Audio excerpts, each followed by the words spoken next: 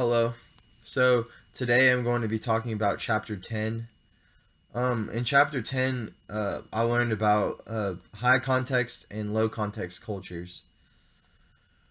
Basically, a high context culture is covert, implicit. They internalize messages. They have nonverbal coding. Their reactions are reserved. They are distinct in groups, uh, or they have distinct in groups and out groups. They are strong with their interpersonal bonds. They have high commitment, uh, and their time is open and flexible. Um, so basically, an example of a high context culture is going to be Mexico. Well, at least from what I know, I've been to Mexico. I know what their culture is like pretty well. Um, and I would say they're definitely a high context culture. Um, they're very open with their time. They're very flexible. They can make decisions within uh, a couple of minutes. They don't make plans as much as a low context culture. Um, but their relationships are very uh, interpersonal. They're very strong relationships and bonds with each other. They're very committed. When you tell them you're gonna do something with them, they mean that full well. You must go and uh, commit to what you say. If you tell them you're gonna go, if you're gonna see them next year, if you're going to visit them, they are gonna expect you to be here next year. They are very high on commitment. So um, basically, uh, yeah, that's a high context culture. A low context culture is a culture that uh, they are overt and explicit.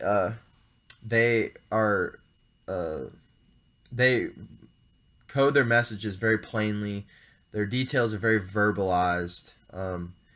Reactions are on the surface. They have very flexible in groups and out groups. Um, they have fragile interpersonal bonds. Um, Commitment is very low, and time is highly organized. And yeah, you definitely know that that's what America is: high context or a low context culture. Um, yeah, we have our in groups and out groups are very fragile or flexible. We can move from group to group, no problem. Um, our interpersonal bonds are very fragile. Like uh, we can lose and gain friendship pretty easily, and we have very low commitment. When we say we're going to do something, that could change just like that. We'll change our mind. We'll do something else. We commit to everything so that we can't commit to one thing.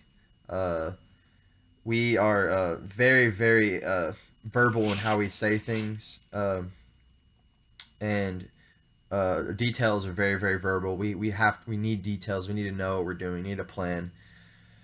So yeah, that's a low context culture. Later on in the chapter, we talked about diversity. We talked about cost savings and absenteeism, the turnover rates in organization, and how they're a lot higher for women and ethnic minorities than they are for white men.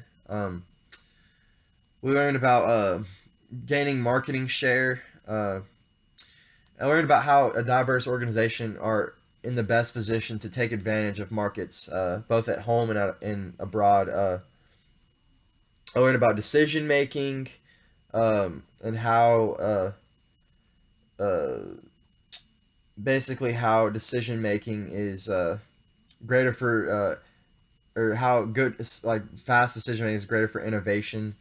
Uh, it's because nurturing a variety of cultural perspectives makes an organization a lot more open to ideas.